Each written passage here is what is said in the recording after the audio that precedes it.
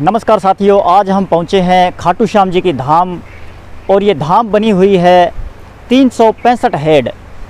काफ़ी प्रचलित धाम है और बहुत ही बड़े बड़े पर्चे होते हैं। मैं कैमरामैन से एक बार कहूँगा जो इसका मेन दरवाज़ा है वो आपको दिखाएंगे कि कितना खूबसूरत दरवाज़ा बना हुआ है।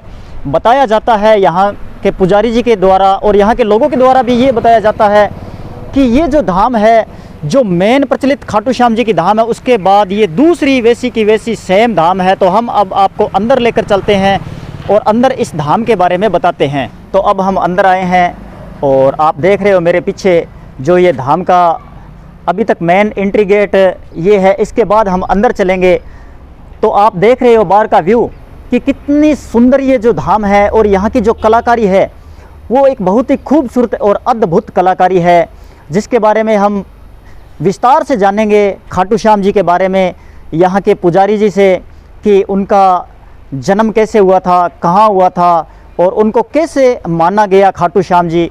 तो उसके बारे में सारा हम यहाँ के जो पुजारी जी है उनसे हम पूछेंगे। तो अब हम अंदर चलते हैं और अंदर चलकर हम आपको धाम का जो भव्य नज़ारा है वो भी हम आपको दिखाते हैं।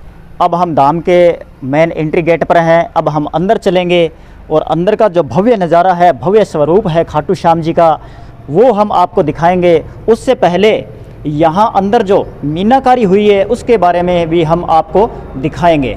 तो अब हम दरबार के अंदर खड़े हैं। काफ़ी खूबसूरत दरबार है और यहाँ के जो मीनाकारी है वो हम आपको दिखाएंगे। मैं कैमरामैन से एक बार कहूँगा कि आपको जो शीशे के द्वारा मीनाकारी की गई है यहाँ पर वो काबिल तारीफ़ है। और ये जो आप अब देख रहे हो ये मीनाकारी, ये सारी कांच की मीनाकारी है, बिल्कुल कांच से बने हुए ये भगवान के जो स्वरूप है आप देख रहे हो। ये बताया जाता है कि दिल्ली से इसको बनाने के लिए जो पेंटर है वो दिल्ली से आए थे और उन्होंने काफ़ी खूबसूरत मीनाकारी की है। यहाँ पर सारी शीशे के द्वारा चारों तरफ मीनाकारी, हर भगवान का स्वरूप है जो आपको दिखाया जा रहा है। तो अब हम आपको दिखा रहे हैं बाबा श्याम का स्वरूप जो आप मेरे पीछे देख रहे हो। बहुत ही सुंदर बाबा जी का स्वरूप है और यहाँ पर लोग बहुत दूर दूर से आते हैं, पंजाब, हरियाणा, गुजरात, काफ़ी जगह से श्रद्धालु यहाँ पर आते हैं। बताया जाता है कि यहाँ पर एकादशी के दिन यहाँ पर बहुत बड़ा मेला भी भरा जाता है। और इस दरबार की एक और ख़ासियत है, बताया जाता है कि इस एक दरबार के अंदर, तो अब हम आपको ये जो पीछे नारियल बांधे हुए हैं इनके विशेषता यहाँ पर पुजारी जी बताते हैं कि ये जो नारियल है ये सभी भक्त अपनी अपनी मनोकामना लेकर आते हैं और अपनी मनोकामना से ये नारियल बांधे हुए हैं। और बताया जाता है कि जैसे ही किसी भक्त की मनोकामना है वो पूर्ण होती है तो ये नारियल अपने आप टूटकर नीचे गिर जाता है और इस नारियल को यहाँ से फिर उठाकर हवन के अंदर लगा दिया जाता है। तो ये इस नारियल की काफ़ी बड़ी विशेषता पुजारी जी के द्वारा बताई गई है। बाकी हम सारी बातें पुजारी जी से करेंगे, उनसे पूछेंगे इस दरबार की विशेषता और यहाँ की जो और अलग विशेषता है उसके बारे में भी। और एक चीज़ और बताई जाती है, यहाँ पर इस मंदिर के अंदर 4 धाम और बने हुए हैं जिसका भी हम आपको अलग अलग दर्शन कराएंगे। मेरे पीछे ये माता जी का दरबार है बना हुआ, काफ़ी खूबसूरत आप जो देख रहे हो ये भव्य मूर्ति। तो बहुत ही सुंदर दरबार इसके अंदर। इसके बाद हम आपको दूसरे दरबार के अंदर लेकर चलते हैं। तो दूसरी धाम इसके अंदर बनी हुई है कृष्ण, श्री राधे कृष्ण। मेरे पीछे आप देख रहे हो श्री राधे कृष्ण का बहुत ही सुंदर स्वरूप बना हुआ है, काफ़ी अच्छी मूर्तियां जो अंदर लगी हुई है। इसके बाद हम आपको तीसरी धाम के अंदर भी लेकर चलते हैं, वहाँ के भी हम आपको दर्शन कराते हैं। अब हम आपको तीसरी जो धाम बनी हुई है इसके अंदर, मेरे पीछे आप देख रहे हो राम दरबार, काफ़ी सुंदर राम दरबार सजा हुआ है। और यही इस मंदिर की सबसे बड़ी विशेषता है कि एक जो खाटू श्याम जी का मेन धाम है उसके अंदर ये 4 धाम और बने हुए हैं जिनका दर्शन करने का भी आपको सौभाग्य प्राप्त होता है। तो अब हम चौथी धाम पर चलते हैं। तो अब हम चौथी धाम के अंदर आए हैं। मेरे पीछे आप देख रहे हो श्री शंकर भगवान का ये जो दरबार है, इसके अंदर पुजारी जी के द्वारा बताया जाता है कि सावन के महीने के अंदर पूरा 1 महीने यहाँ पर जलाभिषेक होता है यहाँ पर भोले बाबा का। तो आपने देखा इस मंदिर के अंदर हमने आपको चारों धाम के दर्शन कराए हैं। तो अब हम पुजारी जी के पास चलते हैं और उनसे इस मंदिर की विशेषता के बारे में पूछते हैं। तो अब हम पुजारी जी के पास पहुँचे हैं, उनसे इस मंदिर की विशेषता के बारे में पूछेंगे। श्री श्याम स्वरूप जो मेरे पीछे आप देख रहे हो, इनका जो परिचय है वो महाभारत काल से बताते हैं कि ये पांडुपुत्र भीम के पौत्र थे और घटोत्कच के पुत्र थे। इनका नाम बर्बरिक था और कृष्ण भगवान ने इन्हें कलयुग में कहा कि आप खाटू श्याम के नाम से जाने जाओगे। और उनका आज ये जो स्वरूप आप देख रहे हो, तो हमारे साथ पुजारी जी है, उनसे हम इस मंदिर की विशेषता के बारे में पूछते हैं। तो पुजारी जी, इस मंदिर की विशेषता के बारे में आप बताएं। सभी श्याम भक्तों को जय श्री श्याम। इस मंदिर की अनेकों अनेक अद्भुत विशेषताएं हैं, जिसमें सबसे बड़ी बात मैं आपको बताता हूं कि मंदिर हर जगह बाबा श्याम का मंदिर बन रहा है। हर गांव-गांव में मंदिर बनेगा, हर घर घर में बाबा की ज्योत जगेगी। लेकिन इस मंदिर की जो अद्भुत विशेषता है वो ये है कि ज़्यादातर जो मंदिर बनते हैं वो भक्तों की इच्छा से मंदिर बनते हैं, जबकि अपना ये जो 365 धाम बाबा का श्याम मंदिर बना है, तो ये मंदिर स्वयं बाबा की इच्छा से बना है कि किसी एक ब्राह्मण देवता को चमत्कार हुआ था कि यहाँ मेरा मंदिर बनाओ, तो उन्होंने आगे होके इस इलाके वासियों को सूचना दी और सबके सहयोग से ये बड़ा भव्य दरबार बाबा का बना है। तो ये मंदिर कितने समय के अंदर बनकर तैयार हुआ और ये कब मंदिर बना था?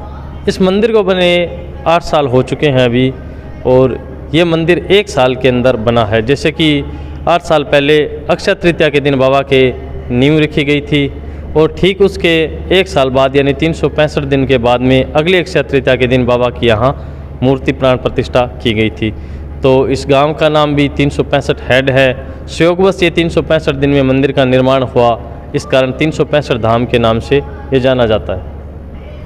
और ये मंदिर है जो यहाँ की लोकेशन के बारे में आप थोड़ा और बता दें। ये मंदिर जैसे अपन बात करें तो इधर गंगानगर डिस्ट्रिक्ट से करीब 200 किलोमीटर दूर है, इधर बीकानेर डिस्ट्रिक्ट से लगभग 120 किलोमीटर दूर है। और वैसे अपन देखें तो गंगानगर डिस्ट्रिक्ट से ये लास्ट गांव है, इधर बीकानेर से लास्ट गांव है, और अपने भारत का ये लास्ट कोना है। इसके बाद में पाकिस्तान बॉर्डर आ जाता है। इसके पास में रावड़ा, खाजवाड़ा, गड़साना ये छोटी मंडी पड़ते हैं। पुजारी जी, नारियल जो बांधे हुए हैं, काफ़ी नारियल हम देख रहे हैं, तो इन नारियलों की क्या विशेषता है?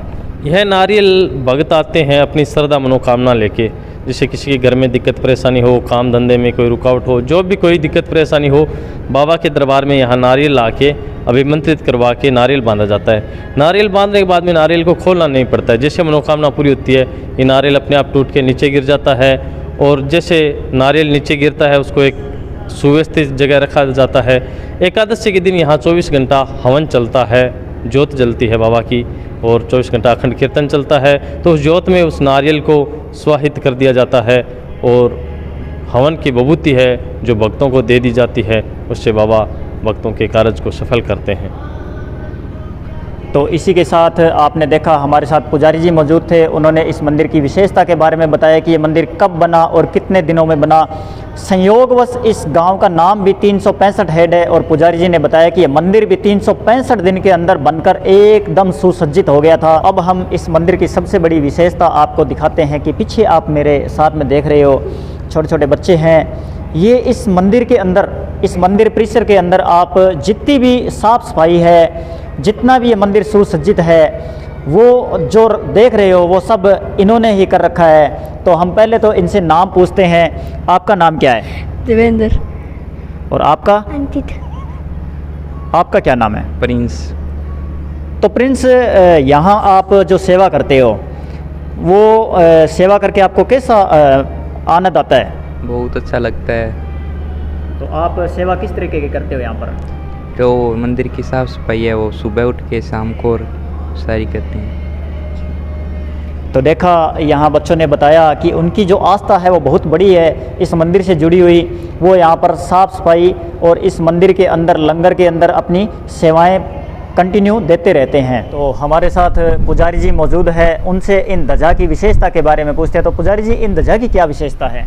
ये जो भक्त मंदिर में अभी आपने देखा नीचे जो नारियल बांधते हैं, उनकी जो मनोकामना पूरी होती है, तो वो श्रद्धा भाव से मनोकामना पूर्ण होने के बाद में पैदल आते हैं और मंदिर में श्रद्धापूर्वक निशान चढ़ाते हैं। ये इनकी विशेषता है। तो अब हम मंदिर के आसपास का दृश्य भी आपको दिखाते हैं।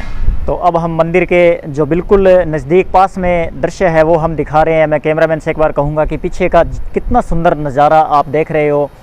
ये पीछे तलाई जो आप देख रहे हो, इसके अंदर ये कमल के पौधे लगे हुए हैं और कमल के फूल भी पीछे खिले हुए हैं। तो काफ़ी सुंदर मंदिर है और काफ़ी अच्छी लोकेशन भी है।